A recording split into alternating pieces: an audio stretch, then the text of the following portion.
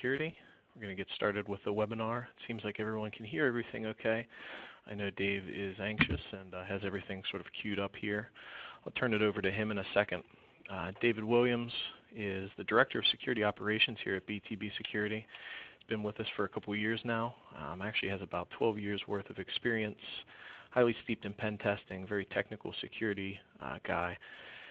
Dave actually just recently, within the past year, took over the Director of Security Operations role here at BTB Security. And if anybody's familiar with what we do and how we do it, we do a lot of assessment services like pen tests and vulnerability assessments, but then also we do have our own managed security service. So Dave was excited and was happy to take on that opportunity as the Security Operations Director and has done a great job so far. With that said, I'm going to turn it over to him. He's going to be talking about his presentation and then also a live demo, so bear with him. Hopefully everything works out correctly. Powershell Inveighsion. And with that, Dave, it's all yours. Great, thanks, Ron. So today's webinar is going to be on PowerShell Inveighsion, and I'll go over what that title means in a minute. Again, my name is Dave Williams. Here's just a quick bio of me. We won't bore anyone with that too much. So first thing, if anyone saw my presentation last year, it was on Smb Relay and LLMNR, and it focused on how attackers can go from zero to breach, full domain access in about 10 minutes. So the beginning part of this is going to be very similar. It's going to be just an overview of kind of what Smb and LLMNR are. And then we're going to go into a new tool on how to exploit and perform these attacks. So first, what is SMB? The Server Message Block Protocol is a remote file access protocol. It's basically a way to access files on a server. And SMB uses NTLM to perform the authentication. The SMB over NTLM authentication is one of the most common uses of SMB. And it's basically a way that it can send an encrypted challenge and response protocol to authenticate a user without sending the user's actual password. So in theory, that sounds like a great idea. And this is pretty much how the NTLM challenge and response works. So you have host A. Host A is going to send a request to host B and say, this is Dave, log me in. Host B says, if this really is Dave, then encrypt this challenge with Dave's password hash. So host A encrypts the challenge with the hash. Host B then says access is granted. So it's a pretty simple setup. The only problem is they can be intercepted and relayed. So in this scenario, of course, every evil hacker is wearing a ski mask. And all the steps here are the same, only there's a man in the middle. And at the very end, the evil hacker, instead of passing the access as granted to host A, he passes an access denied. So host A just says, all right, something happened with this, I'll try again. So there's many ways to do man-in-the-middling. There's ARP spoofing and using a hub and many other different ways. We're going to go over one way called NBNS and LLMNR response spoofing. So NBNS stands for Net BIOS Name Service, and LLMNR is Link Local Multicast Name Resolution. And basically, NBNS and LLMNR allows workstations to communicate by host name without use of a DNS server. LLMNR is just the younger brother to NBNS. It's been created for IP version 6, but it does basically the exact same thing that NBNS did. NBNS was a broadcast protocol where LLMNR is a multicast, but besides that, they're pretty much identical. So when a workstation goes to request a name lookup, it requests checks the following 3 places in order to find out what name matches that IP address. So the first thing it's going to check is your local hosts file. It's going to see if there's any host entries that map a DNS entry or a name entry to a IP address. Then it's going to check any configured DNS servers. If both of those fail and don't come up with any results, it's then going to do a broadcast or a multicast using the NetBIOS or LLMNR protocols, and it's going to just broadcast out to the network and say, does anyone have this server name or host name? Since it's a broadcast and multicast request, any system on the local network can answer this. There's no authentication or anything else in place that will stop any other system from answering this request. So the reason it was invented was if you're on a local area network at your house and you have 10 computers set up, everything will just work when it comes to file sharing. You can now access hosts by their device name instead of by an IP address, so the name is much easier to remember. Unfortunately, it's also enabled by default and enabled on enterprise networks. So this should be, in my opinion, disabled as soon as a machine is joined to the domain, and it should not be a default setting. But let's look at a few different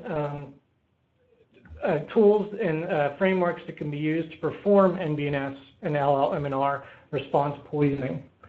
So Metasploit framework could do it with the NBNS and LLMNR. There's Responder, which is what I talked about last year, and that's a Python tool. It's used by a lot of pen testers and attackers.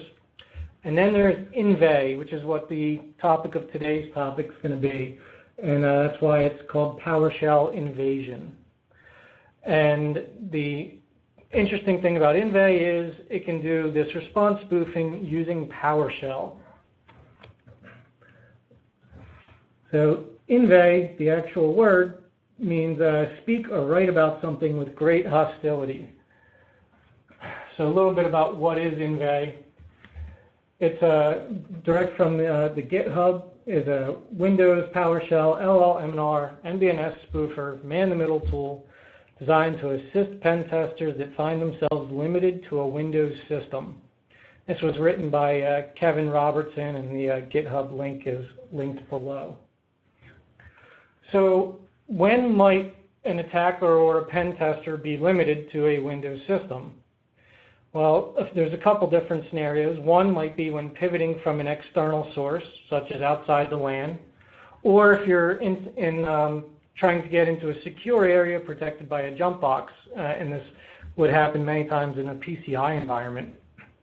Another example of when this might be used is during a phishing engagement, or if a user is to be, through a drive-by attack, visits a website and then gets infected with something, then an attacker could gain access to that system and then run Inva directly on their system. So why is this a big deal? You know, LLMNR and NBNS response spoofing has been around for a long time now. Unfortunately, we are still seeing it in place and enabled in almost every environment we go into. You know, I'd say we're definitely at the 90–95% file of environments that have this protocol enabled. We've also talked about Python Responder last year. So what's new about Inva? Well, there's a couple things that make this important and something notable over Python Responder. One is the stealth aspect. This is running from a Windows machine. So if you're an attacker or a pen tester and you go onto an internal pen test and you set up a Linux machine or a Kali box and you start running Python Responder, hopefully there are controls in place that can monitor the fact that you're running a very odd system on the network.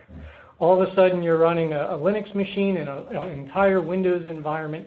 Hopefully that sets off some alarms if you have any type of monitoring solution in place. So from a stealth perspective, that wouldn't be very stealthy. So now if we're able to come in with a Windows machine that's mimicking the name structure of the environment that we're going into, we could blend in a bit more than we otherwise would be able to. The other thing that this allows is to perform LLMNR and NBNS response spoofing from outside the network. So if we're able to get a foothold on a machine through phishing or, as I mentioned, drive-by attack, now we're able to perform this attack remotely from outside the network. And this can also be used with multiple platforms that we went over, such as Metasploit and PowerShell Empire. So we're going to talk about some caveats about using Inva. One is it does require local administrator access on the Windows machine that it's running on, and it requires the host-based firewall to be disabled or exceptions allowed. And that'll be pretty important to remember as we go through the demo and some of the remediations. So when should I use Inva instead of Responder? And I've talked to Kevin Robertson about this, and his recommendations is this simple flow chart. First, you ask the question, can I use Responder? Yes or no? If I can use Responder, use Responder. If I can't, use Inva. So the use of Inva is a very specific use case. Responder does have a few more functionalities, and the presentation's been out there longer, and it's easier to run on a Linux machine than it is on a Windows machine, because Windows is already using many of the ports that are required to be listening on. So Kevin's done some pretty fancy work with sockets to allow listening on these ports that are already being used by a Windows machine. This is something that hasn't been really before, especially using PowerShell.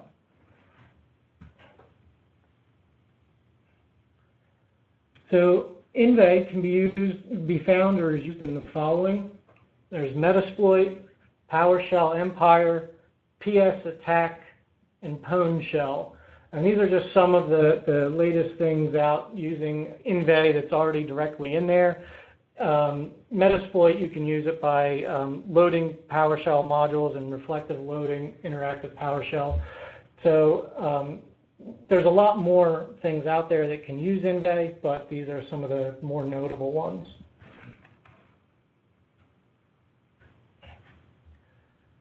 And this is similar to what one of the Inva outputs would look like from running from PowerShell Empire. This is going to show that there's an LLMNR request test received from a host. It's going to then collect the NTLM version 2 challenge and response hash. And you can see here that the user is super user, the domain is BTB, and then there's a net NTLM hash. So what can I do with this hash? Many of you may have heard of pass the hash. So the first question is, can I pass this hash? And the answer to that is no. This isn't a standard NTLM hash. This type of hash can't be passed because there's a challenge response mechanism involved. Can I crack the hash? Yes, we can definitely crack the hash. So at BTB, we do run a multi-GPU password cracker. If you're using a simple password or any password in a word list, then we can crack the password. We have pretty high success rate of cracking. So typically, this would be a pretty successful avenue to pursue next. However, what if you're using a really strong password, or it's a domain admin or a service account, and it's a 50-character password? We're not going to be able to crack that. So the next question is, can I relay the hash? And absolutely, we can relay the hash. And relaying is where I showed in the beginning. I can intercept this authentication request and send that to a new system and then execute commands with that authentication request. So now we're going to go into the demo. And as Ron mentioned, hopefully all this works. It is a complicated setup in VM. So we can see here that I've got 5 virtual machines running. Down in the lower left is just a Server 2008 Active Directory. So this is just the domain controller to show that all these systems are connected to the domain, very similar to a standard enterprise environment. So I'm actually going to minimize that one. We don't need to see that. Next, we've got 3 hosts listed here. We've got the host in blue. That's with a username of test1, and this is going to be our victim, our first victim.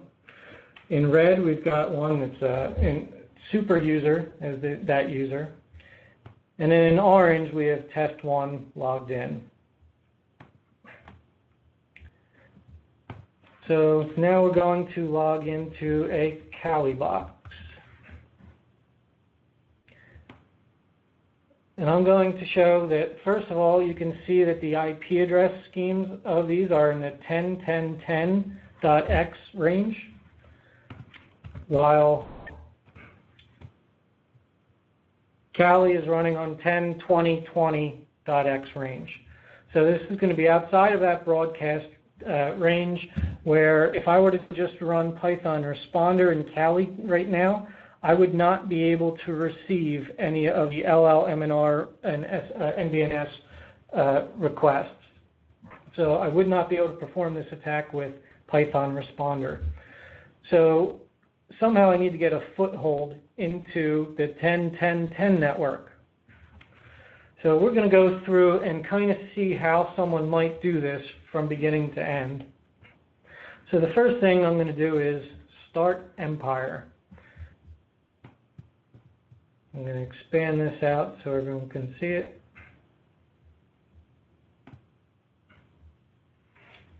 Okay, so you can see here we have 0 listeners active. So now we need to create a listener. And you can see these are the options for the listener. And I'm not going to go too much into PowerShell Empire today. You can just see some of the functions as I'm using them. And there's plenty of other documentation out there on that. So I'm just going to rename this session to Inva. We're going to leave it on port 8080 for this demonstration, but a lot of times this would be changed to 80 or 443 to avoid any egress filtering. So now I'm going to execute the listener, and I'm going to list the listener. So we can see now PowerShell Empire is listening. So now we need to create a stager. And the stager is a way that something that can execute the command. And this is what we're going to send to the client. There's a lot of different options here. We're going to create a macro. And then that's going to use the Inva listener. We're going to keep all default options on that, and we're just going to generate that macro. And then it writes it out to that directory. So now we can just grab this macro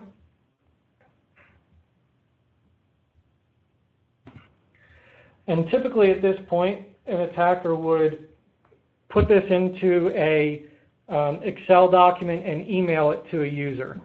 I'm going to just show you how to put it into the Excel document directly on a user's machine.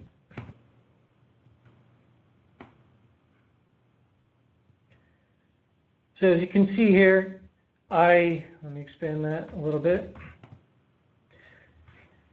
This document is saying macros have been disabled, and it's instructing the user to enable the macros. These pieces that you're seeing are just JPEGs that I copied and pasted into Excel, and I merged all the cells. So this just tricks and social engineers a user into believing that I can't view the content because macros are disabled. So I need to enable the macros. So I'm just going to enable macros here, and I'm going to show you how to actually build the macro. So now we're just going to paste the macro from Empire into the macro editor. There is a mistake in, there's a bug in PowerShell Empire where it creates this auto open in the macro, but it's actually auto_open. So be sure you change that if anyone is creating this or using this macro. So we'll just save that there. We can go back to Excel.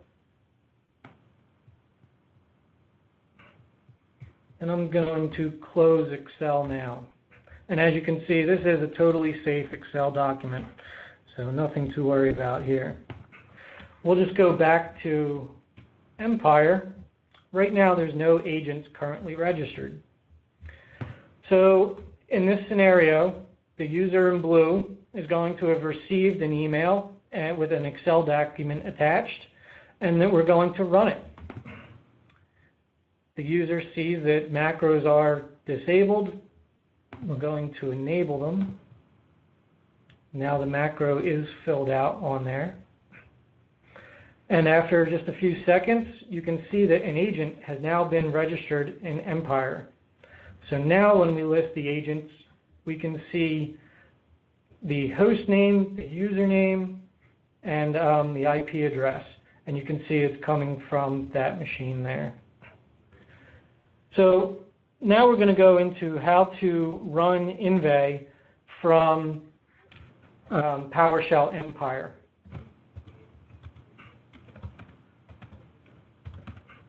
So this is the module for Inva.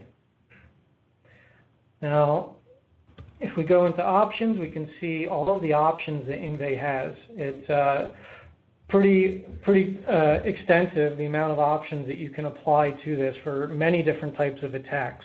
We're just going to focus on two of the basic and fairly straightforward uses for Inva. So we can leave all of these settings as default for this example. Now, when we run this, it's going to say,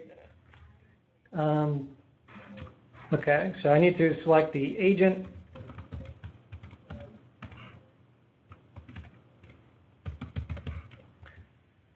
When we run this, it's coming back with an error saying module needs to run in an elevated context.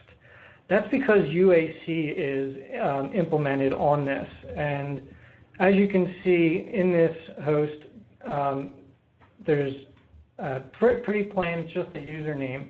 Let me show you how to get into an elevated context and bypass UAC. So now we're going to interact with that agent. We're going to bypass UAC.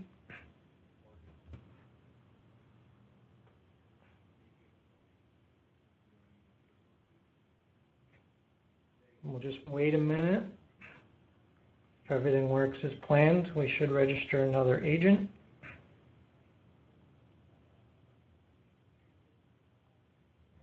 Sometimes it can take a little while with Empire.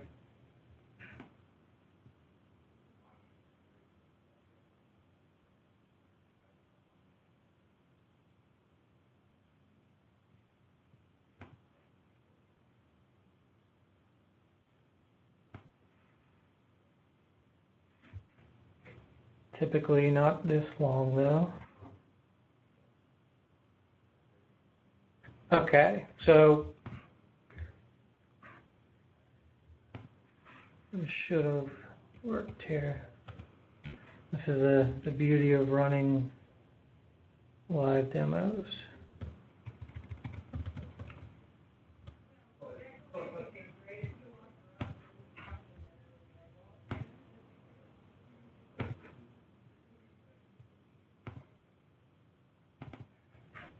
Let me just create another agent on here and try to do it from that.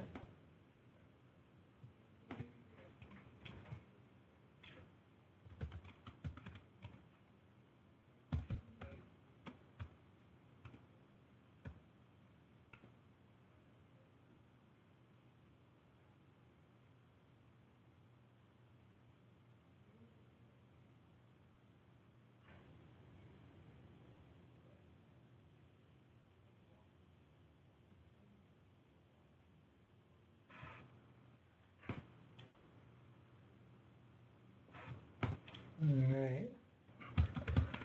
Let me back out of Empire.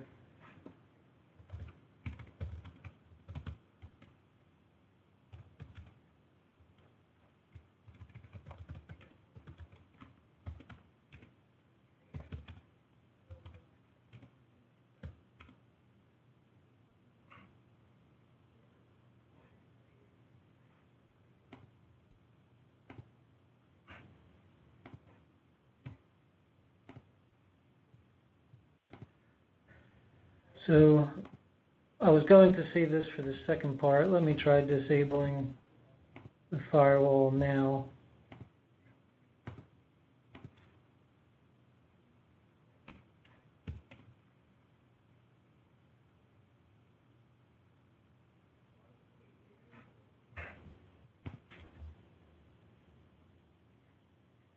Okay, so that doesn't seem to be coming through, so I'm going to manually get into an elevated process.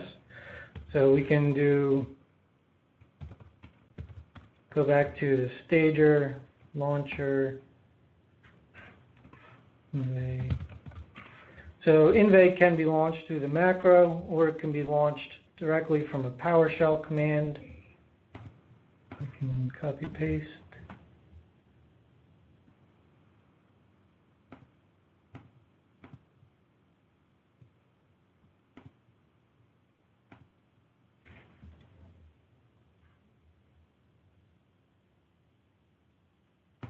All right. Okay, so typically the bypass UAC works, and in the live demo it did not.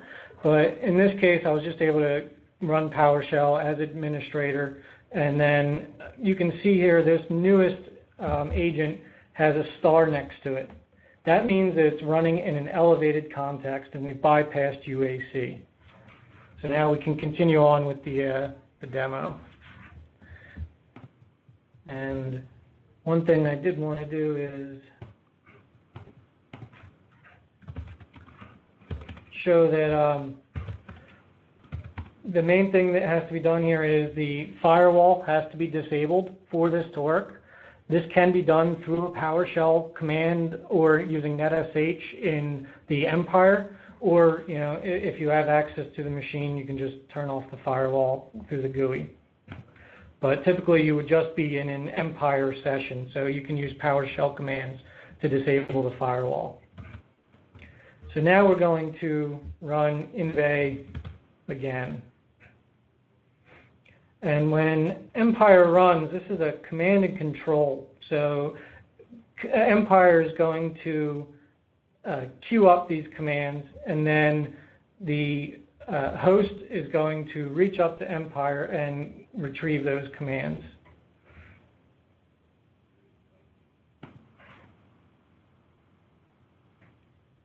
Normally, it doesn't seem that this is running.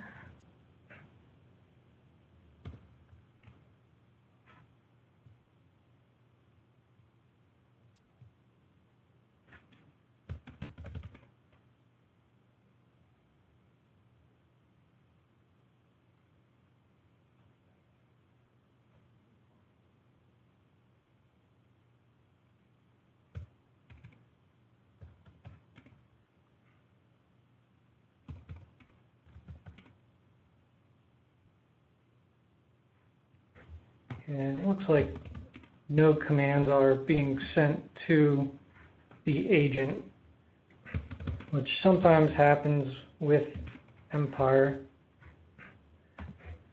What I'm going to do is just a quick reload here of that machine.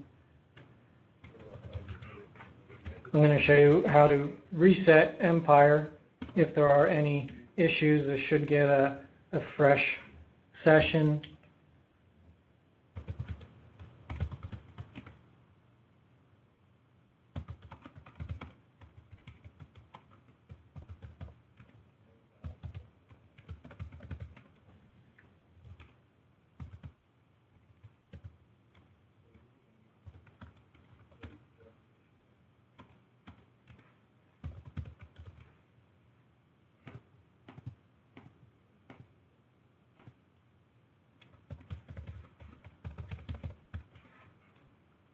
All right, so we'll make sure we get another fresh window here.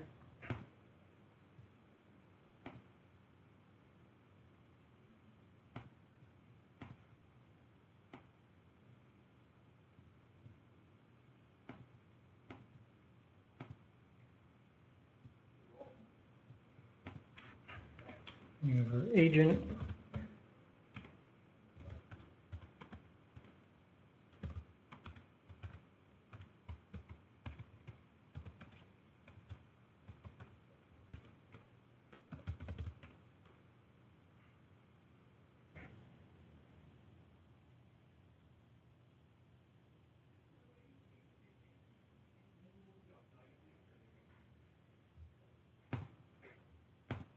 It doesn't seem like PowerShell Empire wants to work today.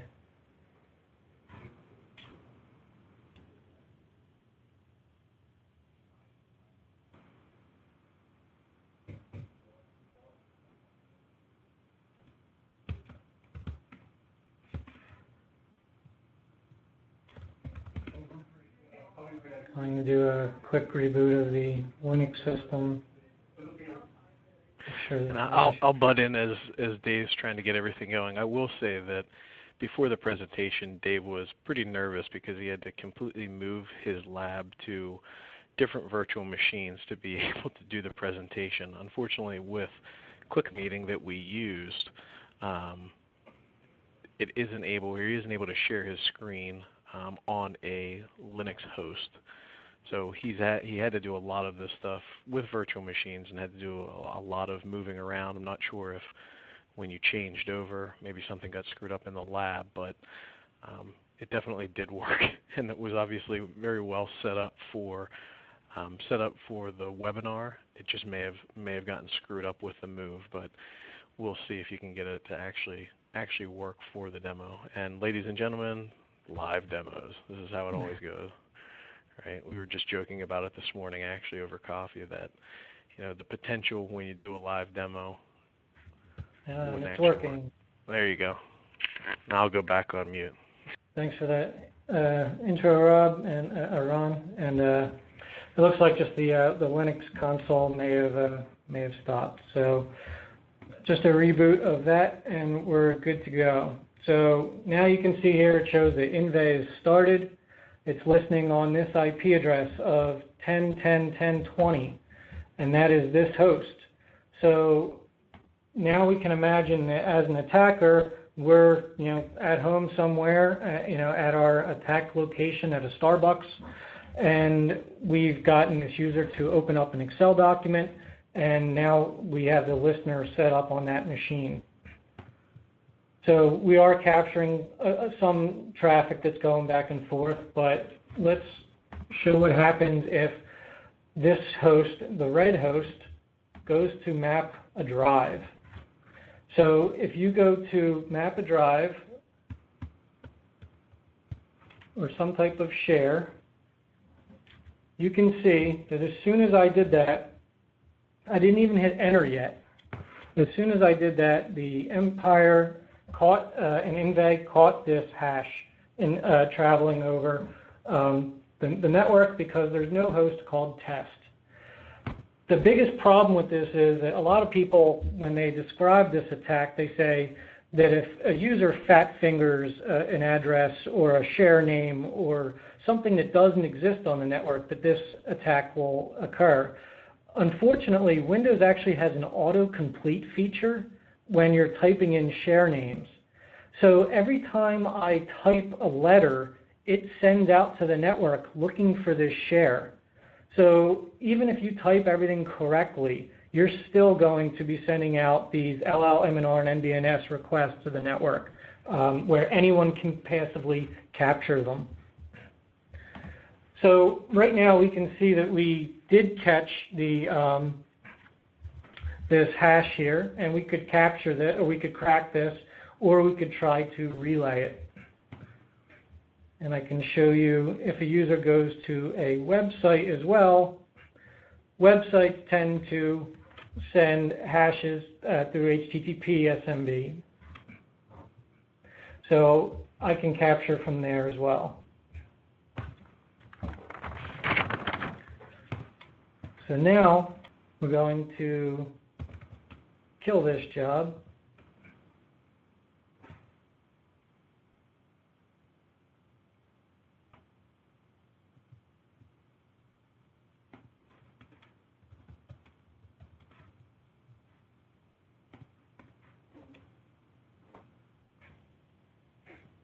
Then Empire will kill that. Let's close that window. Now I'm going to show you how to use the SMB Relay portion of Inva. So now we can go into a different module called Smb Relay.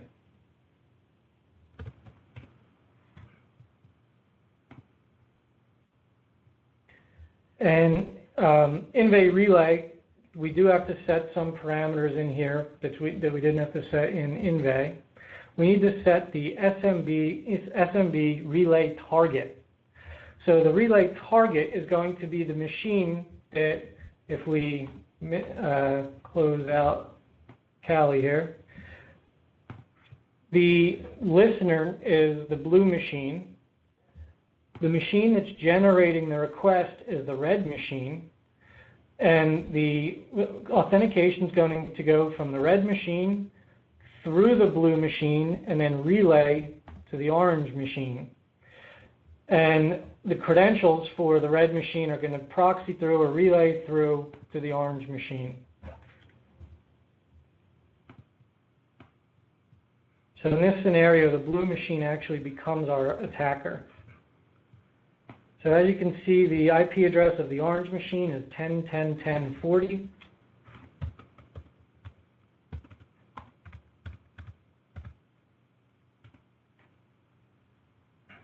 We also have to set a command. So once we relay those credentials, what do we want the system to do? Well, how about we add a user? Of course, we're going to use a very secure password that no one ever uses in any environment. And you can see those are the options. So this only works for HTTP to SMB Relay. So one of the things we need to do is go to the original Inva option and set HTTP to no. So this is not going to listen on that. Now we can execute the response, the spoofer, and then we can go back and execute the relayer. And if we go to the machine we're on, and we do net local group users, you can see that we have an attack user. As soon as you open up a web page, it captures the NTLM hash, and it forwards it over to 10.10.10.40. It says that the relay authentication was successful. It says that our SMB relay command likely executed, and SMB relay auto disabled due to success. So if you leave the default options, it will only try to send this request once. If you turn off the auto relay, it will continuously try this command, and if those credentials aren't valid on the machine you're moving to or attacking, you'll cause lockouts. So you need to be careful with that.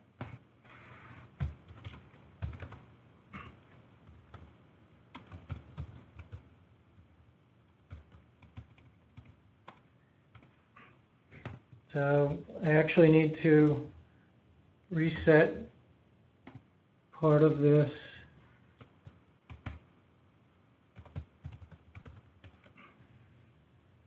Demo.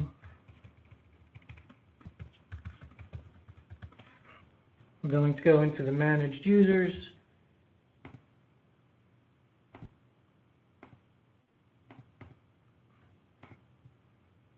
and remove that user from the administrators group.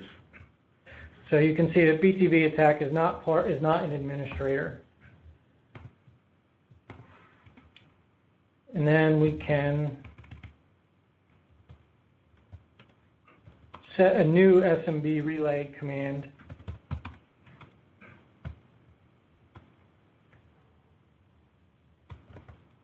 to add that user to the administrators group.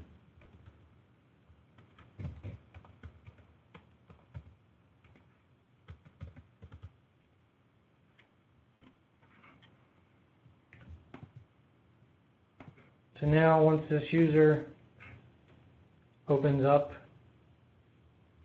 another page, it will capture the request,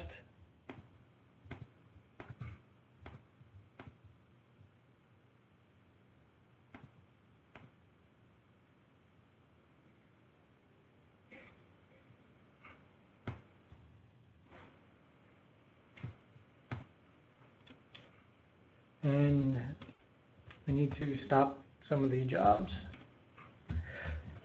One of the tough parts about working with Empire in Inva is that the jobs get overlapped and the job has to be killed before the new job can run.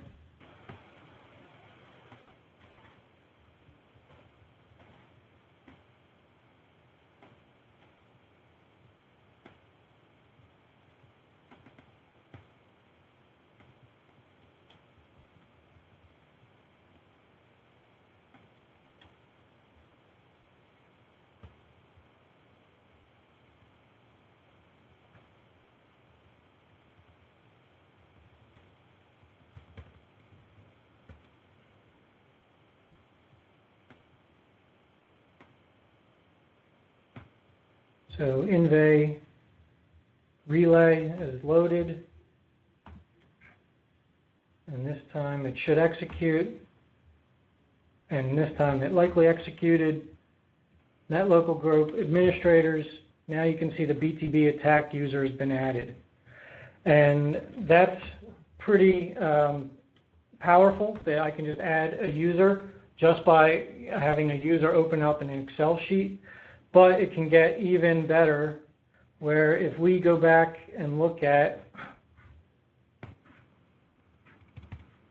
our stagers, it would be much better to get a full Empire shell on this remote system instead of just getting an added user.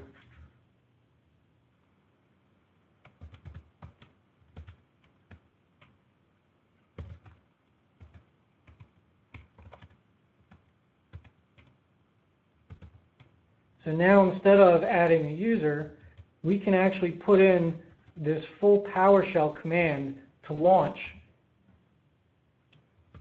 And it's a little ugly when formatted into the window, but now it can launch a full PowerShell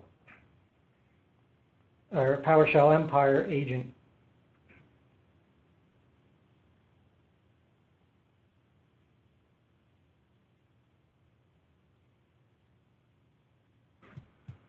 So now once this user again visits the web page, it will take those credentials, and I needed to clear that job again.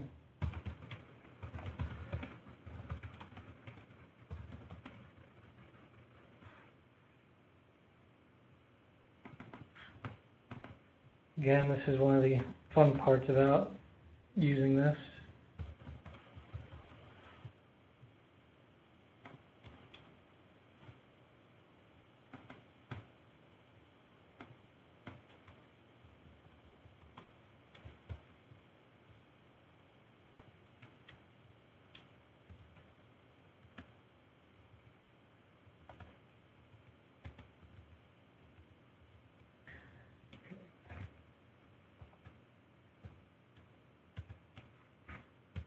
And now we're going to re-execute that.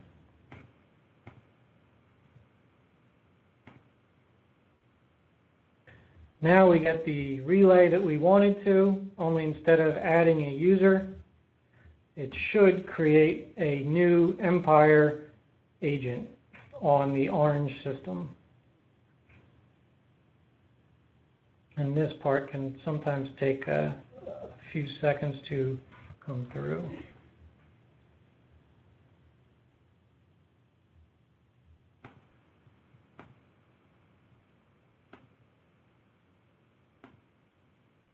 All right, we got our agent. So now, if I go back to agents, you can see that I now have another PowerShell agent running as system, which is even better on test 3. So what we saw was on these systems, test 1 is a local admin on the blue system. The red system has a domain admin running, the user super user. The orange system just has test 1 as a regular user, and we were now able to add ourselves as a local admin. We could have added ourselves as a domain admin, and we can also create a new PowerShell Empire agent on there running a system. So at this point, we could go into interact, ng,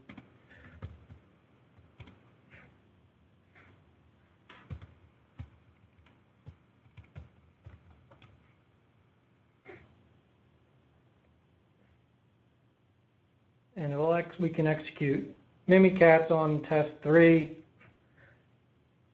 and capture any clear text credentials on that system.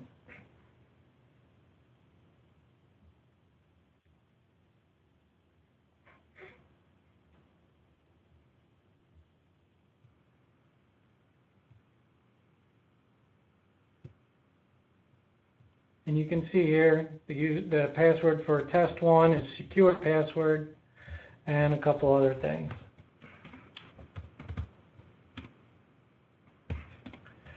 And that's how we set up PowerShell Empire to do use Inva to do relaying, and also just to do NTLM NBNS LLMNR hash capturing.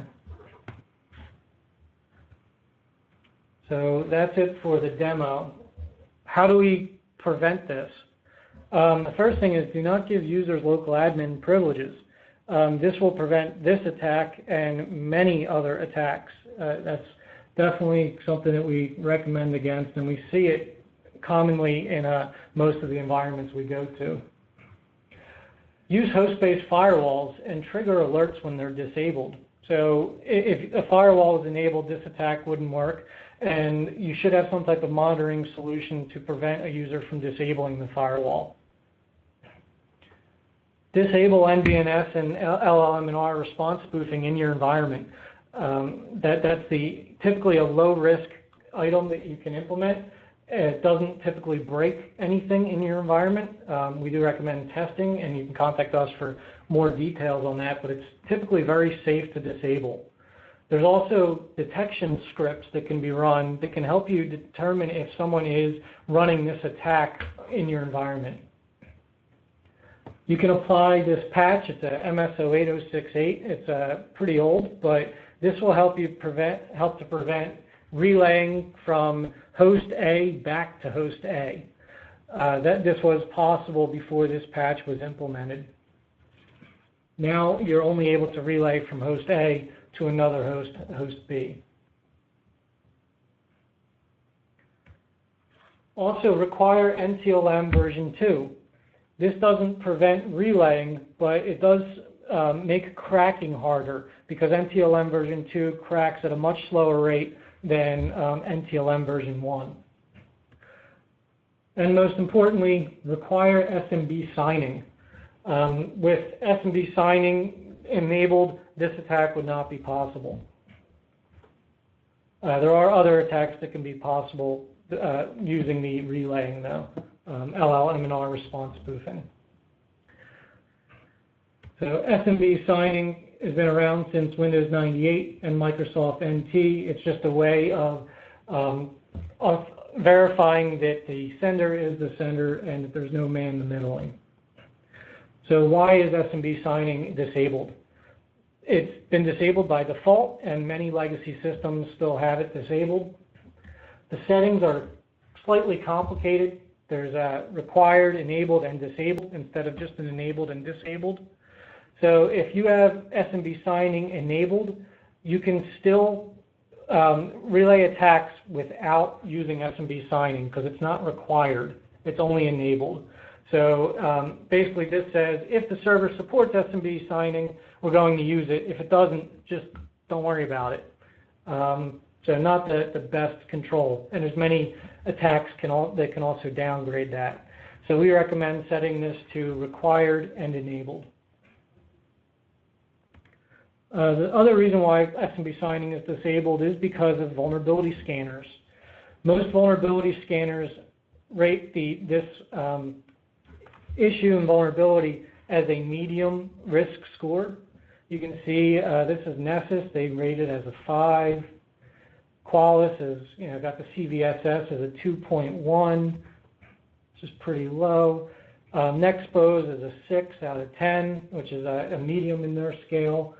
So all of these vendors think that SMB signing being disabled is only a medium risk.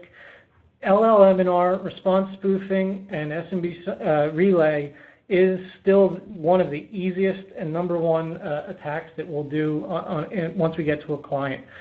Typically, we can get creds within 10 minutes. It gets us at least a low-level set of creds, and then from there we can start to escalate. So we highly recommend changing those severities and making sure that LLMNR NBNS is disabled and the SMB signing is required. SMB signing does require some overhead, both in bandwidth, and could potentially break some legacy systems. So this does require a little more care before implementing. Feel free to reach out to us for more information on that. And that's it for the demo. Here's some references. Again, I apologize for some of the technical difficulties in the beginning. It is a complicated setup with multiple virtual networks and VMs. So does anyone have any questions? You can just throw them into the chat there. I'll see if I can answer any questions for you. Yeah, I wanted to take the time to thank Dave for doing this. Like I said, it is a complicated setup with the virtual machines, and then also the fact that it had to be transferred over to make sure that we would be able to do it via the webinar. So if anybody does have any questions, we have a couple minutes before the top of the hour. Put them in that chat window, and Dave can answer them. And then, like I said, we're going to try to wrap up on time. We have one from John. Can I get a copy of the resources page? Absolutely. We'll send that to you. Yeah, and here's the references again. We will also be providing this through ClickMeeting, a copy of the video, so you'll be able to look later. Matthew asked about performance concerns with SMB signing. Are those accurate? They are accurate to some degree. So it's very similar in comparison from HTTP to HTTPS. It's basically a form of encryption on there. It's a little different, but it's a similar overhead. So it will cause some overhead on your network. So you're going to want to make sure you do have enough bandwidth for that, and you do some testing. But the security gains typically outweigh any resource issues or performance concerns. But it's definitely something that does require testing. It's also something where we have other mitigating controls that could be implemented, such as segregation and network isolation and ACL rules. Any type of segmentation will also help mitigate those those instances where you can't implement SMB signing throughout the entire environment. All right, so it doesn't look like there's any other questions unless somebody sneaks one in here in the last minute. Like Dave had mentioned, all of our videos for the webinars are on our website. They're also on our YouTube channel as well. Once we wrap this up and take a look and edit the recording just a little bit, it'll be up on our website usually by the next day. So look for it tomorrow sometime during the day. If not today, if we have enough time to actually squeeze it in, and it can be used and referenced there. John will go ahead and send you the slide page or just a printout of that particular reference page, and we should be good from there. So again, I'd like to thank Dave for imparting this wisdom, and at the same time, everybody keep an eye out for the next webinar. We're trying to do these once a month just to impart some wisdom and kind of show some of the things that we're doing, and we have that one already scheduled. So take a couple minutes. Make sure that you see when the next one is scheduled, and we'll see everyone there. All right, thank you. Thanks, Ron. And it's also important to note that another use of this tool would be for Windows admins to check to see what's happening on your environment. This can be run directly from PowerShell, and you can just download it and run it on your machine to do your own testing. We do have a question of how to disable LLMNR. If you're on a domain, it's very easy. You can just do it through a GPO policy, and you can feel free to reach out to us or look at any of these resources on this resource page, and it does show you how to disable LLMNR. But it's a very simple setting. And I think that'll be it. All right, thanks everyone for joining. Thank you.